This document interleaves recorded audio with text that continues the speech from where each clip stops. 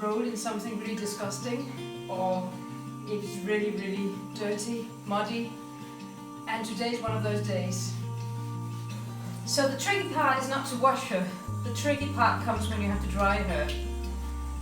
And Luna is a Labradoodle, and she takes up so much water. And one way to dry her is to use my old towels.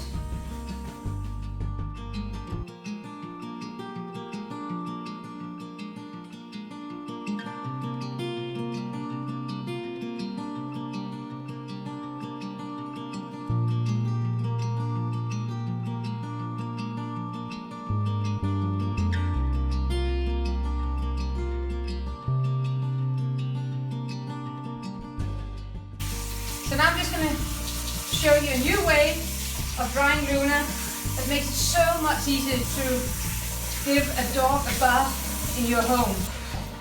This solution is called a wet dog. It's a super absorbent drying robe for dogs. And it's made from a special textile that absorbs all the water in no time.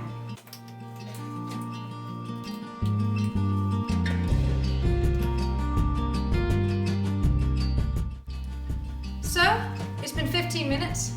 Luna have had the wet dog on. Let's see how dry she is. I haven't done a thing. Just put on this wet dog and look at this. A totally dry dog.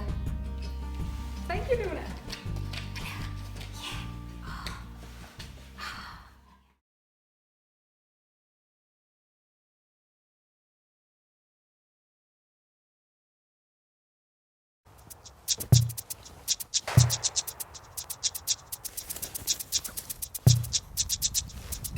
Jeg bruger mine hunde til jagt, og når ikke der længere der er jagttid, jamen, så bruger vi dem til sport.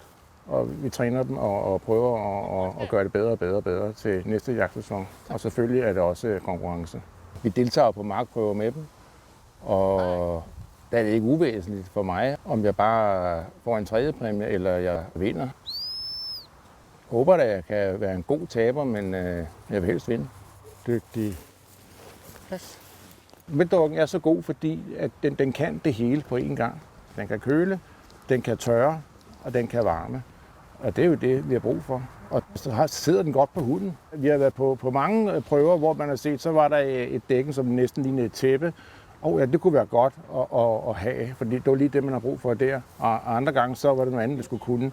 Så jeg har haft 2-3 forskellige slags dækkener. Det behøver man ikke med det her. Det passer til det hele.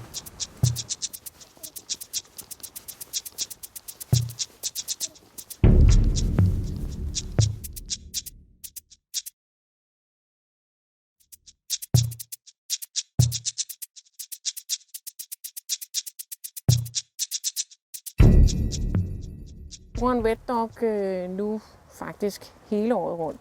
Det har vi ikke gjort med tidligere dækner. Vi bruger dem tidligt på sæsonen, lige snart hundene kommer op af vandet, for at undgå, at de får watertails. Vi bruger dem for at holde dem varme hele tiden i kraft af, at de yder, og så bliver de ligesom taget ud, og så skal de bare sidde og vente, og så yder de igen. Og derfor så er det rart at have noget, hvor man hele tiden kan hjælpe dem med at holde dem på toppen, kan man sige. De er meget anderledes, end hvad vi ellers har haft brugt af dækner. De er jo lækre. Altså, jeg giver noget til min hunde, som jeg selv godt vil, hvis jeg var hund, havde lyst til at bruge.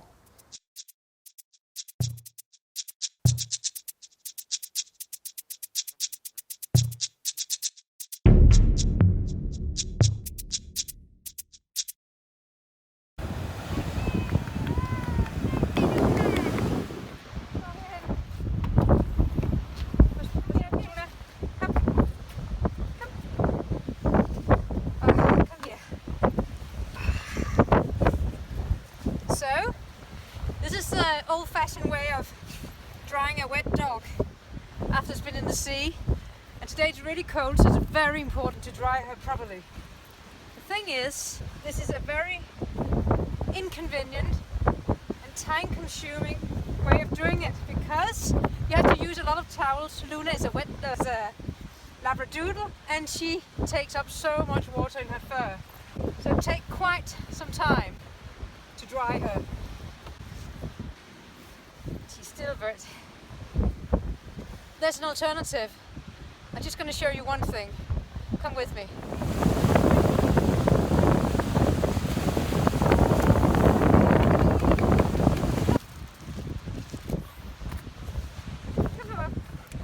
So now I'm going to introduce to you a new way of drying Luna.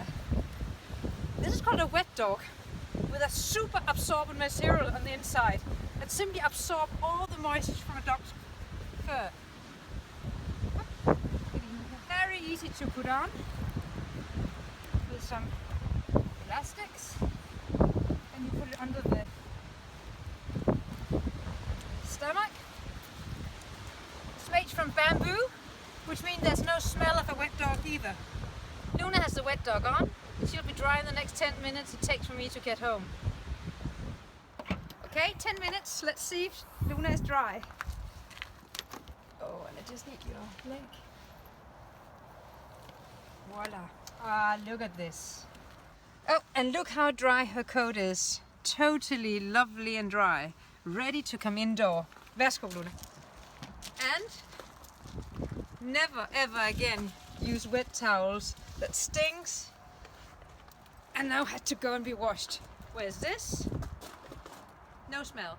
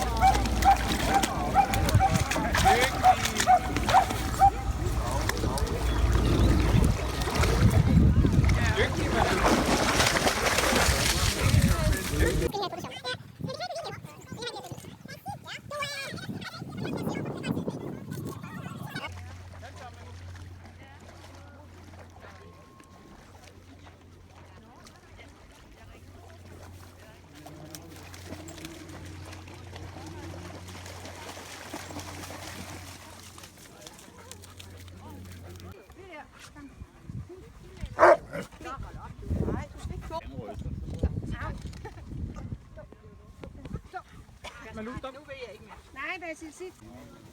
Vi skal have Dina af, hun kan godt sidde af. Jeg kan godt sætte dem her af listen og gå fra dem.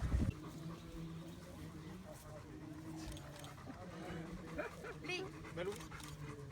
Ja, du er fin. Du er fin. De sidder lidt.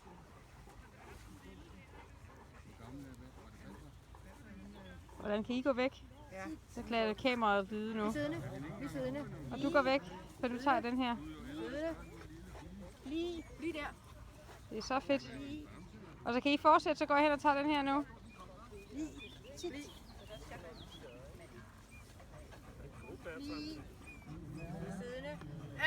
Siddende. Det er fint nok, det er fint nok.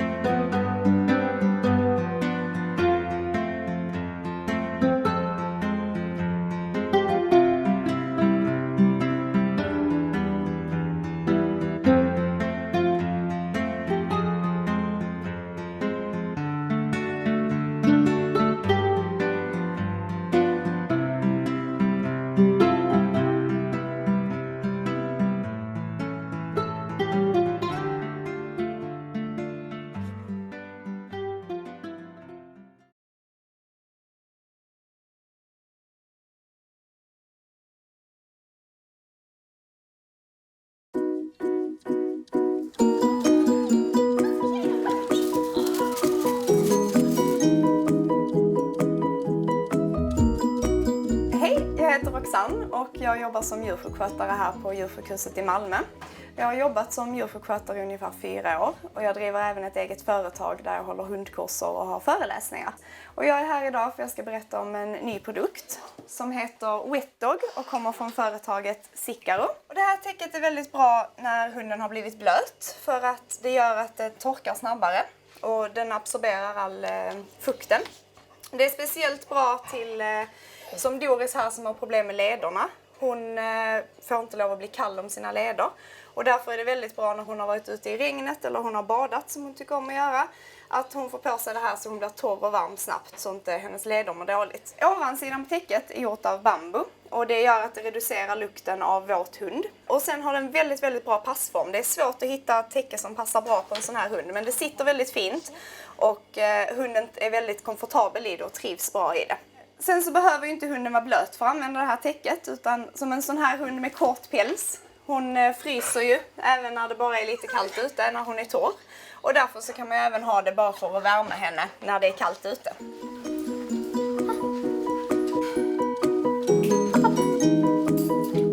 Mitt namn är Linda. Jag har arbetat som djursjukvårdare i 6 år och i februari så tog jag min veterinärlegitimation. Nu står jag här och badar min hund Mickan. Hon är en blandras som är 5 år gammal. Och hon behöver badas ungefär 1 gång i månaden, ibland oftare. Det är viktigt att de torkar ganska snabbt. För ju längre huden är fuktig, desto mer mottaglig för bakteriella infektioner och svamp blir den. Därför har jag blivit mycket positivt överraskad när jag har använt täcket Wetdog. Täcket Wetdog absorberar 11 gånger sin egen vikt och det gör det under en mycket kort tid. Vilket gör att hundens päls blir torr betydligt snabbare än vad den skulle bli om man inte använde täcket. Jag kommer dagligen i kontakt med hundar som av olika anledningar behöver badas. När hunden får en överväxt av svamp eller bakterier i huden behöver den oftast behandlas med olika shampoo. Och då är det upprepade schamponeringar flera gånger i veckan. Ofta nödvändigt för att hunden ska bli frisk igen. Där kan man också använda Wetdog med fördel för att göra det så skonsamt för huden som möjligt.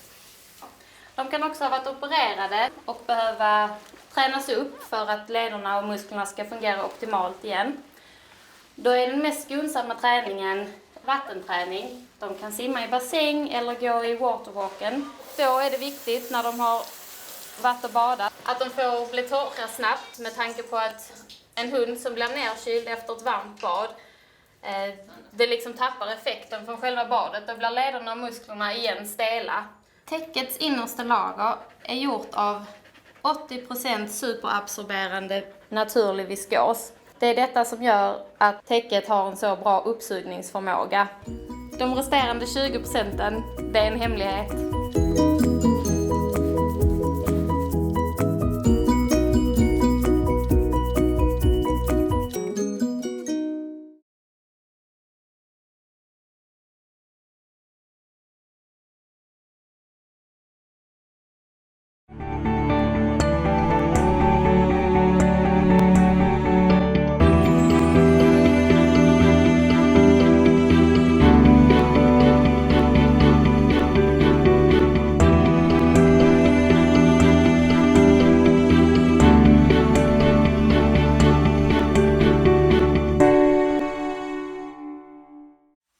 My dog very often, but I do it when it has rolled in something really disgusting or if it's really, really dirty, muddy, and today's one of those days. So the tricky part is not to wash her, the tricky part comes when you have to dry her. And Luna is a Labradoodle and she takes up so much water. And one way to dry her is to use my old towels.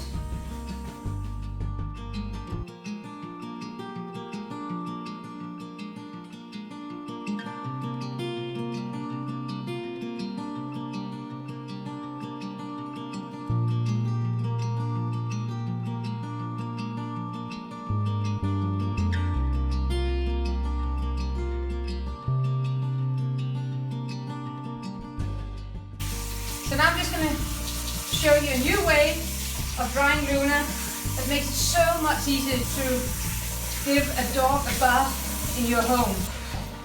This solution is called a wet dog. It's a super absorbent drying robe for dogs. And it's made from a special textile that absorbs all the water in no time.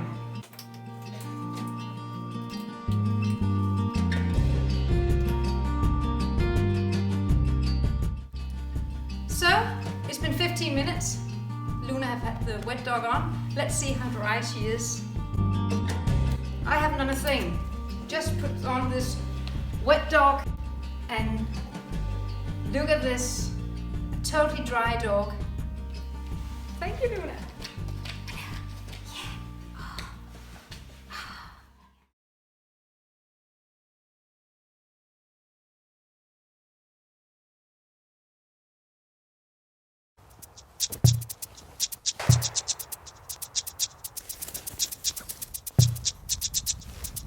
Jeg bruger mine hunde til jagt, og når ikke der længere der er jagttid, jamen, så bruger vi dem til sport.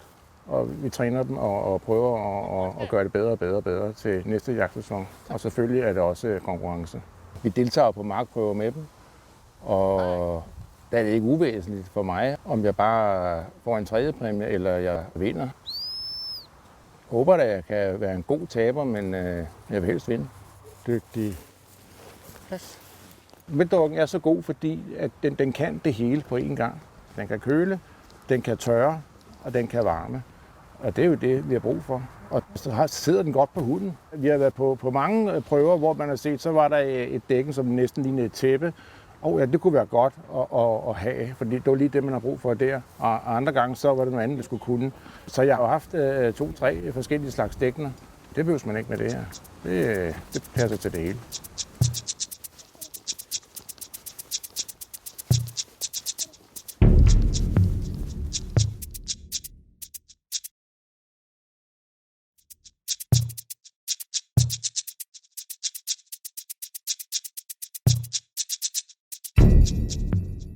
Vi bruger en wet dog nu faktisk hele året rundt.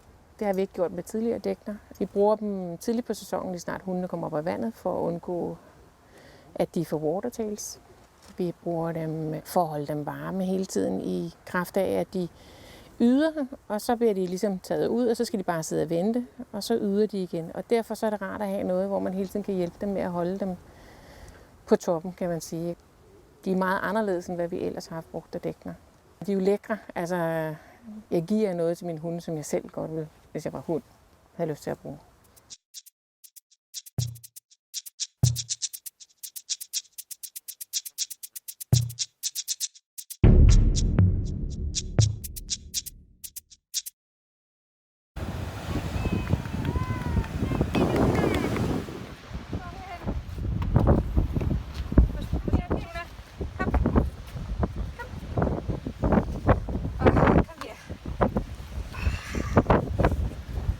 So, this is the old-fashioned way of drying a wet dog after it's been in the sea.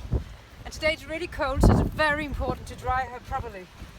The thing is, this is a very inconvenient and time-consuming way of doing it because you have to use a lot of towels. Luna is a Labradoodle, and she takes up so much water in her fur. So it takes quite some time to dry her. She's still wet. There's an alternative. I'm just going to show you one thing. Come with me.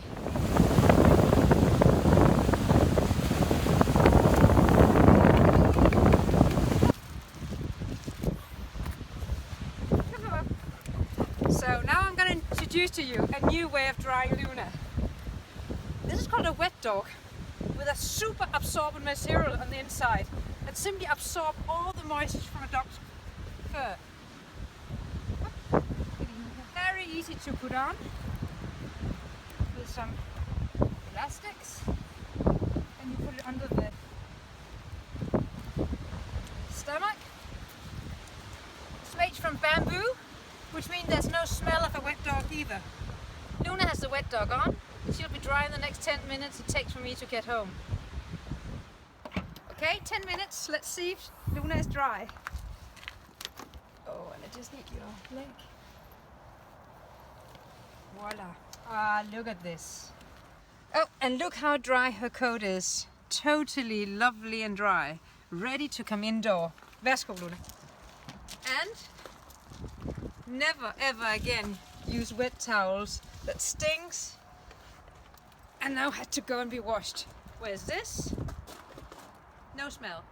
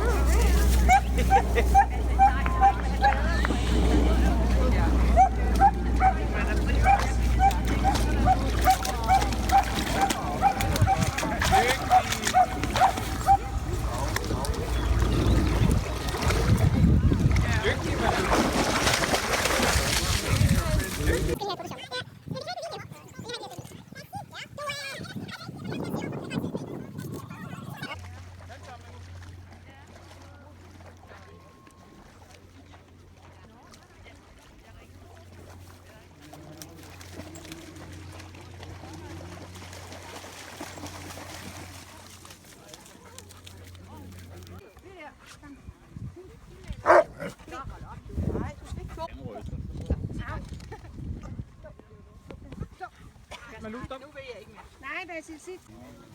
Skal vi sætte Bina af? Hun kan godt sidde af. Jeg kan godt sætte dem her af listen og gå fra dem.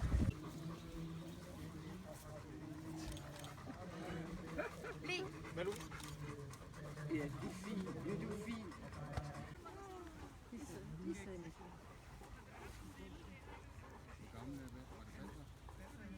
Hvordan kan I gå væk? Ja. Så klarer kameraet lyde nu. Vi siddende. Og du går væk, så du tager den her. Siddende. Lige der. Det er så fedt. Og så kan I fortsætte, så går jeg hen og tager den her nu.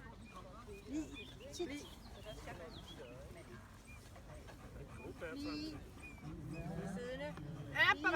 Det er fint nok, det er fint nok.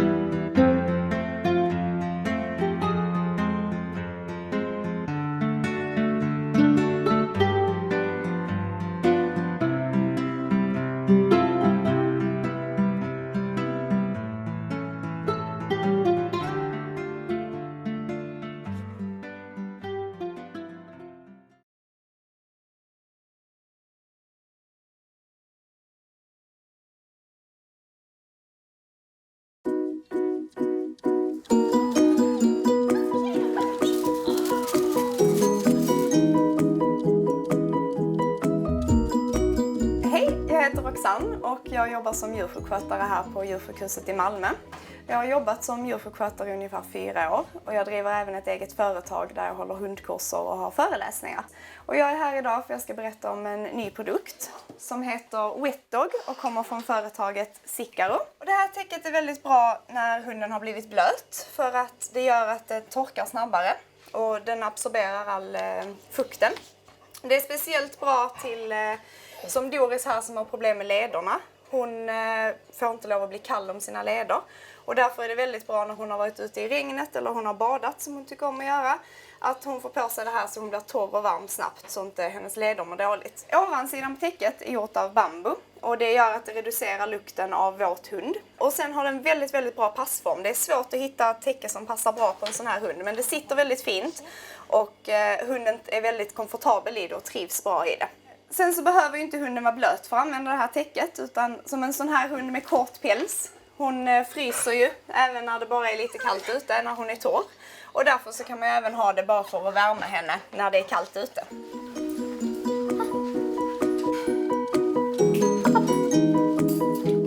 Mitt namn är Linda. Jag har arbetat som djursjukvårdare i 6 år och i februari så tog jag min veterinärlegitimation.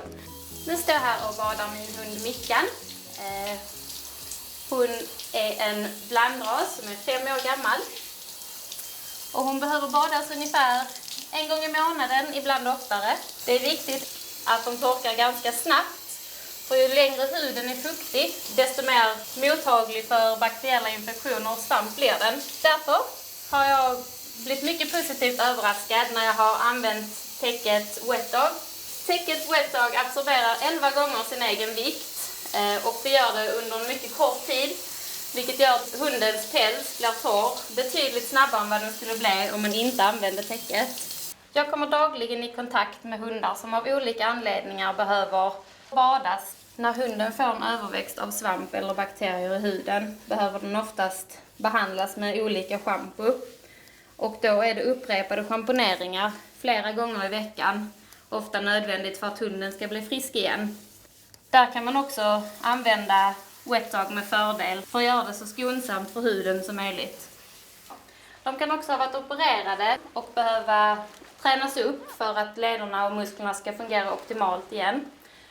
Då är den mest skonsamma träningen vattenträning. De kan simma i bassäng eller gå i waterwalken. Då är det viktigt när de har varit och badat att de får bli torra snabbt med tanke på att en hund som blir nerkyld efter ett varmt bad det liksom tappar effekten från själva badet. Då blir lederna och musklerna igen stela. Täckets innersta lager är gjort av 80% superabsorberande naturlig viskos. Det är detta som gör att täcket har en så bra uppsugningsförmåga. De resterande 20%, det är en hemlighet.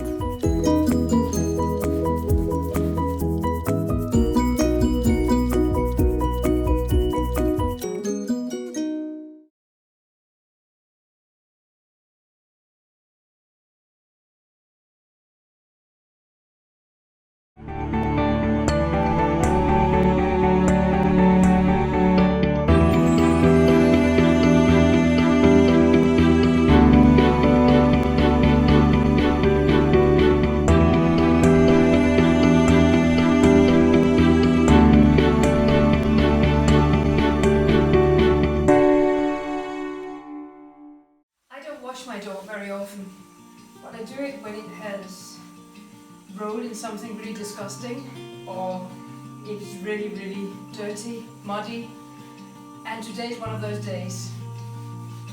So the tricky part is not to wash her, the tricky part comes when you have to dry her. And Luna is a labradoodle and she takes up so much water. And one way to dry her is to use my old towels.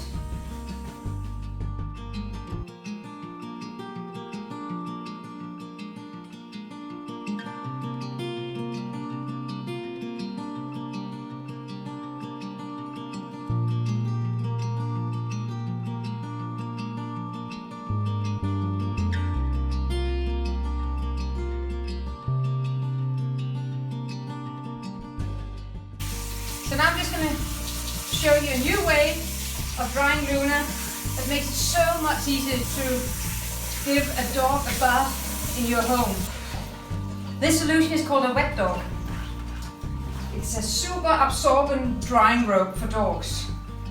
And it's made from a special textile that absorbs all the water in no time.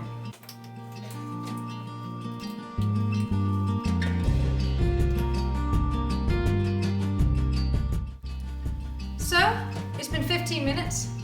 Luna have had the wet dog on. Let's see how dry she is. I haven't done a thing. Just put on this wet dog and look at this. A totally dry dog. Thank you, Luna.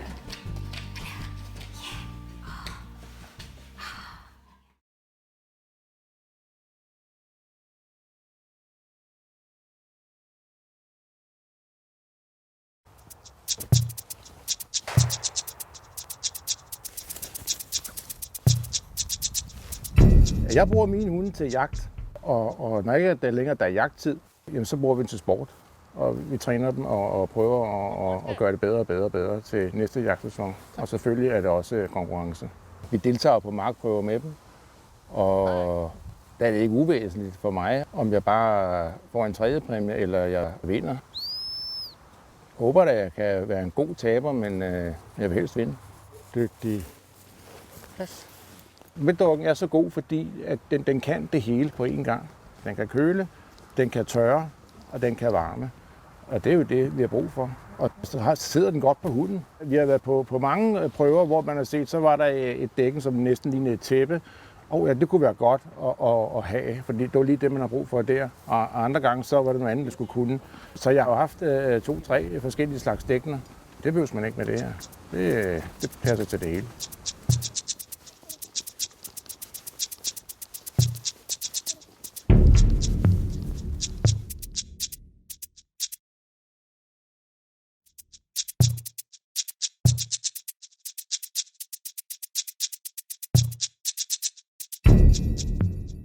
Vi bruger en wet dog nu faktisk hele året rundt.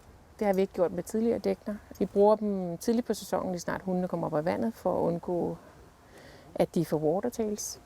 Vi bruger dem for at holde dem varme hele tiden i kraft af, at de yder, og så bliver de ligesom taget ud, og så skal de bare sidde og vente, og så yder de igen. Og derfor så er det rart at have noget, hvor man hele tiden kan hjælpe dem med at holde dem på toppen, kan man sige.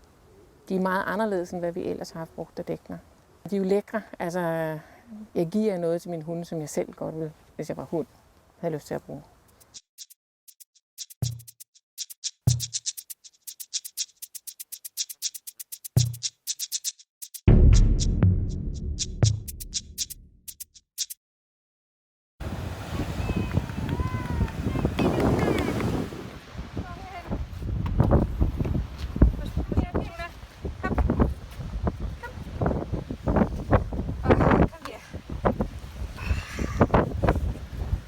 So, this is the old-fashioned way of drying a wet dog after it's been in the sea.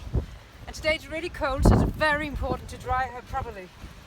The thing is, this is a very inconvenient and time-consuming way of doing it because you have to use a lot of towels. Luna is a Labradoodle, and she takes up so much water in her fur.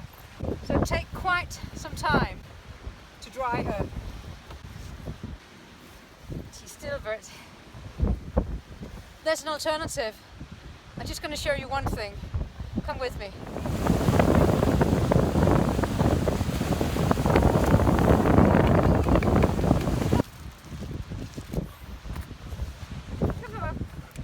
So now I'm going to introduce to you a new way of drying Luna.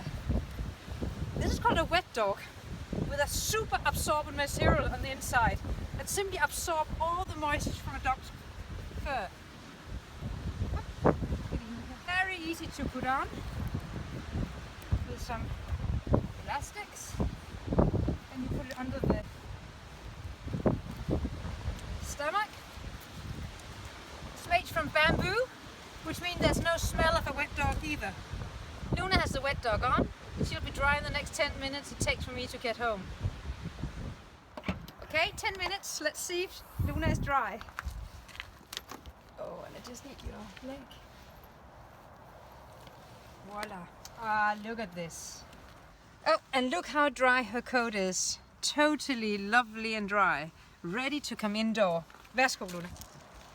And never ever again use wet towels that stings and now had to go and be washed. Where's this? No smell.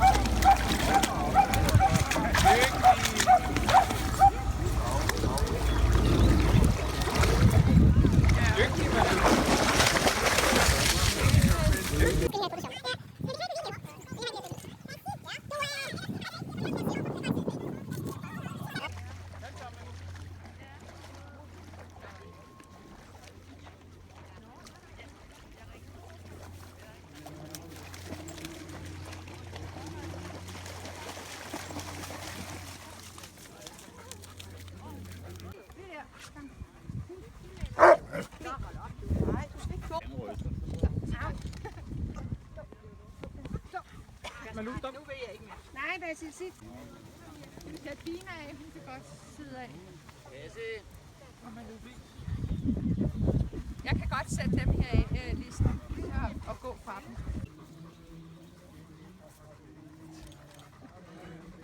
Bliv. Ja, det er fint. Ja, det er fint.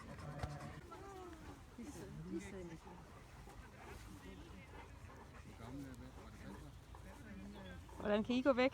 Ja. Så klarer kameraet vide nu. Vi er siddende. Og du går væk, så du tager den her. Siddende. Bliv der. Det er så fedt. Og så kan I fortsætte, så går jeg hen og tager den her nu.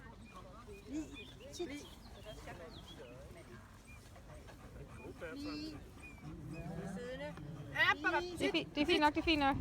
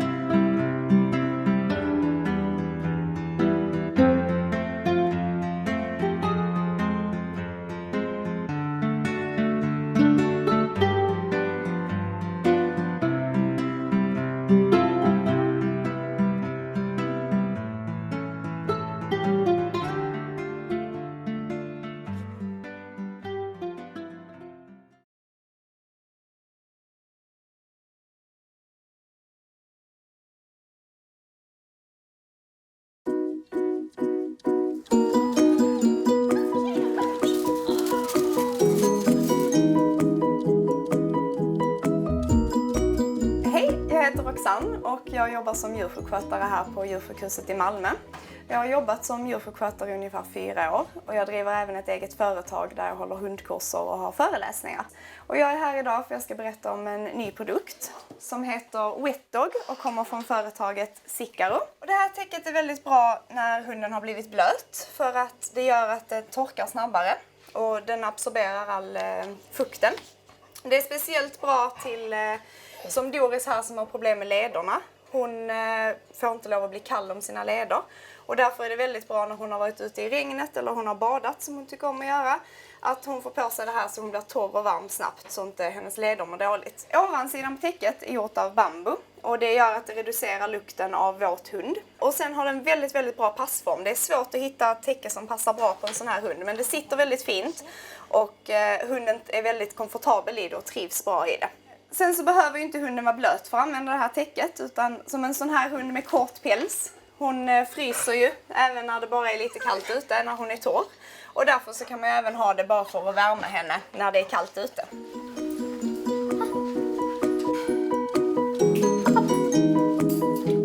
Mitt namn är Linda. Jag har arbetat som djursjukvårdare i 6 år och i februari så tog jag min veterinärlegitimation. Nu står jag här och badar min hund Mickan. Hon är en blandras som är 5 år gammal. Och hon behöver badas ungefär 1 gång i månaden, ibland oftare. Det är viktigt att de torkar ganska snabbt. För ju längre huden är fuktig, desto mer mottaglig för bakteriella infektioner och svamp blir den. Därför har jag blivit mycket positivt överraskad när jag har använt täcket Wet Dog. Täcket Wet Dog absorberar 11 gånger sin egen vikt och det gör det under en mycket kort tid. Vilket gör att hundens päls blir torr betydligt snabbare än vad den skulle bli om man inte använde täcket. Jag kommer dagligen i kontakt med hundar som av olika anledningar behöver badas. När hunden får en överväxt av svamp eller bakterier i huden behöver den oftast behandlas med olika shampoo. Och då är det upprepade schamponeringar flera gånger i veckan. Ofta nödvändigt för att hunden ska bli frisk igen. Där kan man också använda Wet-Dog med fördel för att göra det så skonsamt för huden som möjligt. De kan också ha varit opererade och behöva tränas upp för att lederna och musklerna ska fungera optimalt igen.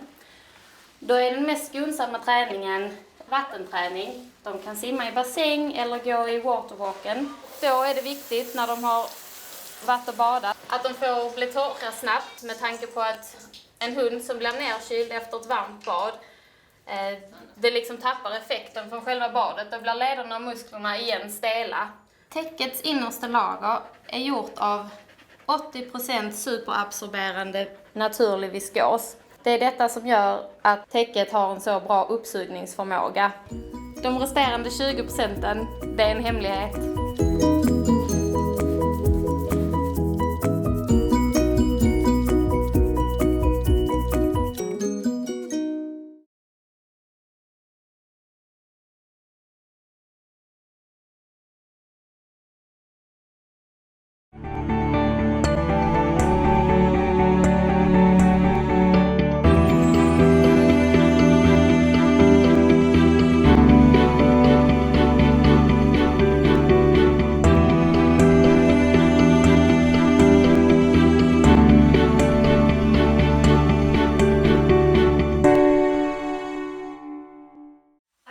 My dog very often, but I do it when it has rolled in something really disgusting or if it's really dirty, muddy, and today's one of those days.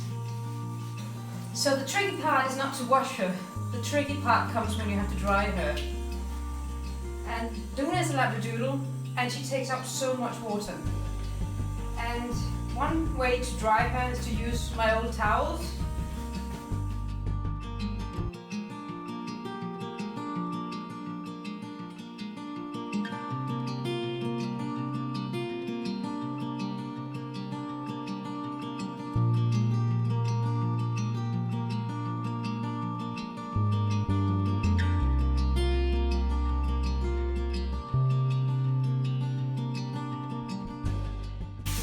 So now I'm just going to show you a new way of drying Luna that makes it so much easier to give a dog a bath in your home.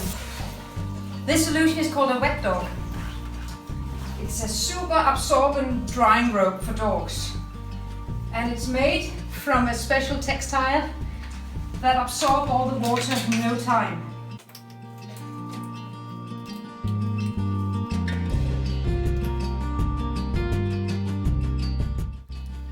So, it's been 15 minutes. Luna have had the Wet-Dog on. Let's see how dry she is.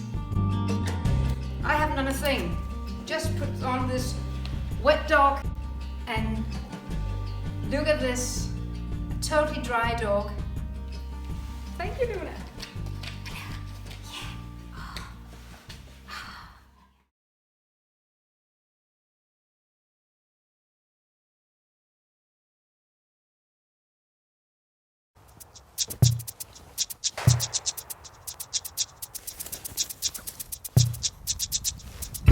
Jeg bruger mine hunde til jagt, og når ikke det længere der er jagttid, jamen, så bruger vi dem til sport.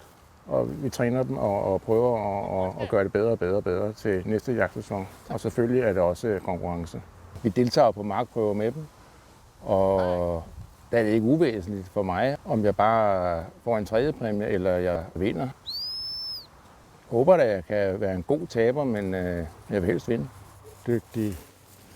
Plads. Wet-Doggen er så god, fordi at den kan det hele på én gang. Den kan køle, den kan tørre, og den kan varme. Og det er jo det, vi har brug for. Og så sidder den godt på hunden. Vi har været på mange prøver, hvor man har set, så var der et dækken, som næsten lignede et tæppe. Og ja, det kunne være godt at have, fordi det var lige det, man har brug for der. Og andre gange, så var det noget andet, det skulle kunne. Så jeg har haft 2-3 forskellige slags dækkener. Det behøver man ikke med det her. Det passer til det hele.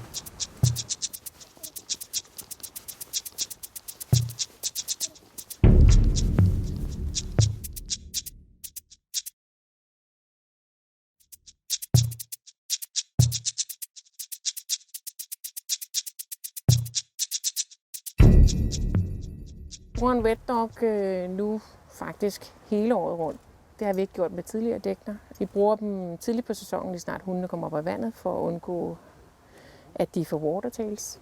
Vi bruger dem for at holde dem varme hele tiden i kraft af, at de yder, og så bliver de ligesom taget ud, og så skal de bare sidde og vente, og så yder de igen. Og derfor så er det rart at have noget, hvor man hele tiden kan hjælpe dem med at holde dem på toppen, kan man sige. De er meget anderledes, end hvad vi ellers har haft brugt af dækner. De er jo lækre. Altså, jeg giver noget til min hunde, som jeg selv godt vil, hvis jeg var hund, havde lyst til at bruge.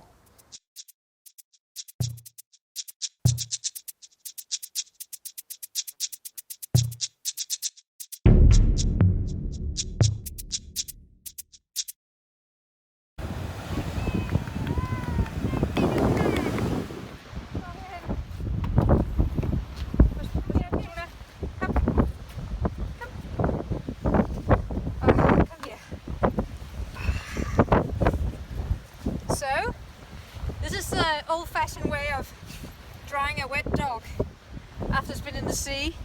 And today it's really cold, so it's very important to dry her properly. The thing is, this is a very inconvenient and time-consuming way of doing it because you have to use a lot of towels. Luna is a Labradoodle, and she takes up so much water in her fur. So it takes quite some time to dry her. She's still wet. There's an alternative. I'm just going to show you one thing. Come with me.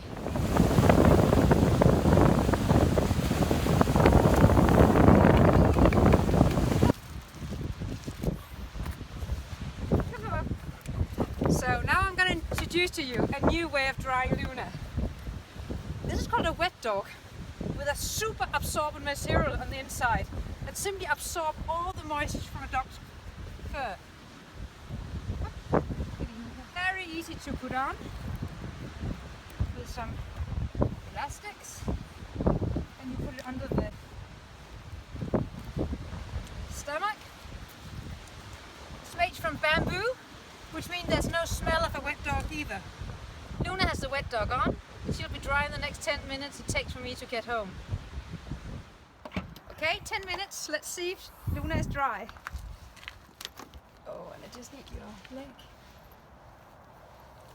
Voila. Ah, look at this. Oh, and look how dry her coat is. Totally lovely and dry. Ready to come indoor. Værsgo, Luna.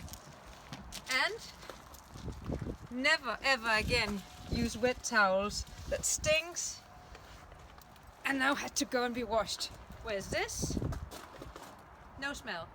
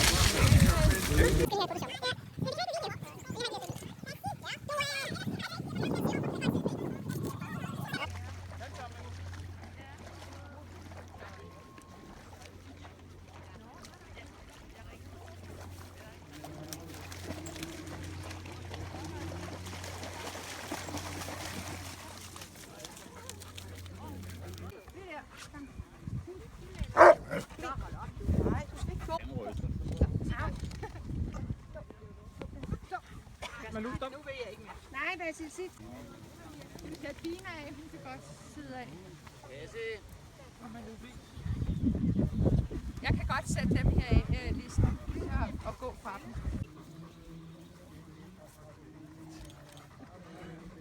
Bliv.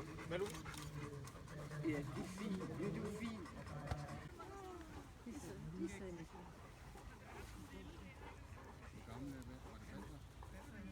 Hvordan kan I gå væk? Ja. Så klarer kameraet lyde nu. Vi siddende. Og du går væk, så du tager den her. Siddende. Bliv der. Det er så fedt. Og så kan I fortsætte, så går jeg hen og tager den her nu. Bliv.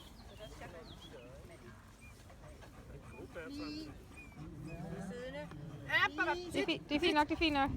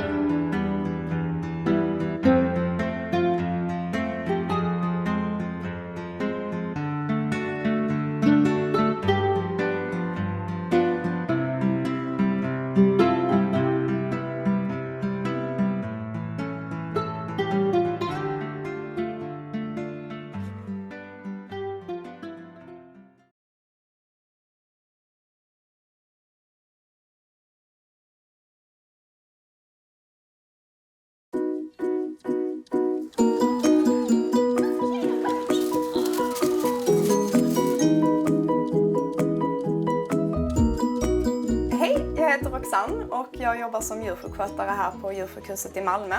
Jag har jobbat som djursjukskötare i ungefär 4 år och jag driver även ett eget företag där jag håller hundkurser och har föreläsningar. Och jag är här idag för jag ska berätta om en ny produkt som heter Wet Dog och kommer från företaget Sicaro. Och det här täcket är väldigt bra när hunden har blivit blöt för att det gör att det torkar snabbare och den absorberar all fukten. Det är speciellt bra till som Doris här som har problem med lederna. Hon får inte lov att bli kall om sina leder. Och därför är det väldigt bra när hon har varit ute i regnet eller hon har badat som hon tycker om att göra. Att hon får på sig det här så hon blir torr och varm snabbt så inte hennes leder mår dåligt. Ovansidan på täcket är gjort av bambu. Och det gör att det reducerar lukten av våt hund. Och sen har den väldigt, väldigt bra passform. Det är svårt att hitta täcke som passar bra på en sån här hund. Men det sitter väldigt fint. Och hunden är väldigt komfortabel i det och trivs bra i det. Sen så behöver ju inte hunden vara blöt för att använda det här täcket. Utan som en sån här hund med kort päls. Hon fryser ju även när det bara är lite kallt ute, när hon är torr. Och därför så kan man ju även ha det bara för att värma henne när det är kallt ute.